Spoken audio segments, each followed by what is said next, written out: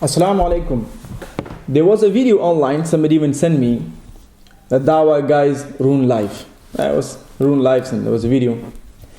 And of course, many people watch it because it was controversial. If it was a video, come for a Dawa training, or come for the Dawa table, or let's join each other and convey the message of Allah subhanahu wa ta'ala, nobody will come, nobody will watch you, because that's not controversial, so nobody cares. But the point I want to articulate in this video is, I'm not denying, I know some brothers, and I'm going to classify these people who have ruined life, who have took advantage of this Dawa scene, and who have actually helped the Muslim community and has spread the message of Islam. I know some brothers that I was shocked that they are involved in Dawa and their followers online, and they were using the word F and the S word and all these words, and I was extremely shocked. I said, what's going on here? To be honest, we should not deny what these people have done, the positive things. And the negative are not actually coming from those people who have ilm, knowledge. There were three types of people in the Dawa scene, I have to explain. Number one, this is the age of celebrity and age of media and social media. Everyone will be famous and they want to have views and they want to have shares. So for these type of people, they couldn't find any other way but except to make some friendly content videos, and then they call them Dawa videos and call themselves Dais, and go on the street, interview people. And of course we will expect some horrible manners and things from these people, because the actual intention is not the sake of Allah subhanahu wa ta'ala. And these people are known to everyone. And eventually they left Dawa scene and they actually did what they wanted to do.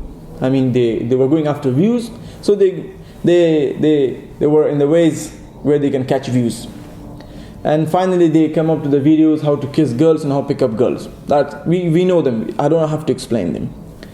In the same category, there were brothers who they had proper intention, mashallah, good intention, but they had no knowledge and teachers to guide them and people behind them to correct them when they do mistakes. And these people, mashallah, they had good beards and caps and so on and so forth. Some they became extremists, and some they ruined some sister's life. We have to agree on that. Because a brother I know personally, I don't want to mention his name, or I don't want to talk much about him because some people might recognize him, but he was nobody and he was doing people nikah. Trust me, if you ask him to recite Surah Fatiha correctly, he won't be able to do it. But he was doing people nikah, his own game, his own things. The second type of people, we have the Dawa scene, mashallah, good brothers, youth, good brothers, mashallah. And of course, when they are young, they might do some mistakes. But we should focus on their khair, what they are doing. And when they do mistakes, we should correct them. Like a person who is leading the salah, when he's doing mistake, we correct the mistake, right? And we let him go further. We don't stop him, come back and let the second person lead the salah. That's how simple it is. And the last category, there are numbers of people, mashallah, who have dedicated their lives spreading the message of Islam, clarifying the misconception, guiding the youths, guiding the sisters. When we talk about Dawa guys, we shouldn't say Dawa guys actually. We should say some people in Dawa, or a person who pretend to be a Dai.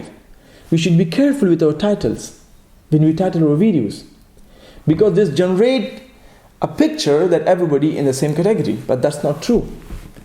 And the second problem I see with the Muslims, YouTuber, general people, those on social media, whenever something's going against Dawa, or against Dawa guys, or somebody saying things that Dawa guys, these people need to have more knowledge, directly, indirectly people thinks everybody's talking about Ali Dawa.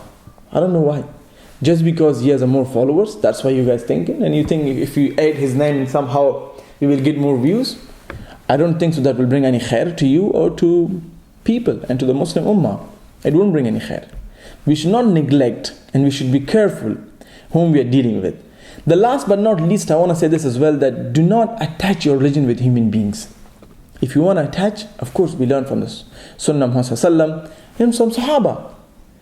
But a person who is alive, many ulama say don't attach religion with him, because shaitan is with everyone. Shaitan is with everyone.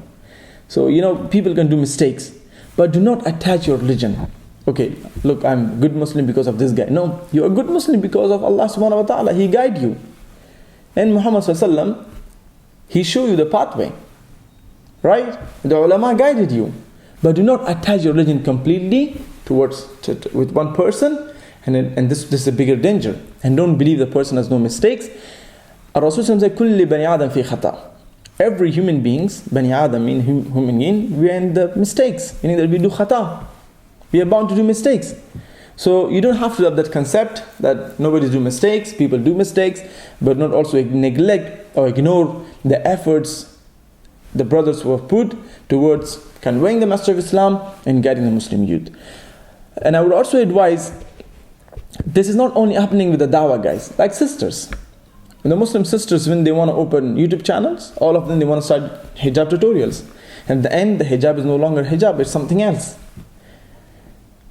We should be more specific. Sisters, be careful who you're talking to. And the brothers, also fear Allah subhanahu wa ta'ala. Indeed, He's watching you and what you're doing. Do not be a bridge for people to cross you and reach to Jannah and you fail in Jahannam. Have clear intention, inshallah, and ask Allah subhanahu wa ta'ala every time in your salah to forgive you and protect you from the fitna of this dunya. This is my message for everyone. I hope you have benefited, and inshallah, we should not label the whole dawah scene with one person's actions. Hopefully, we are very specific, and hopefully, we have justice towards certain matters that's happening in the ummah or in the Muslim youth. So I think that's all. I will see you next video. Assalamu alaykum.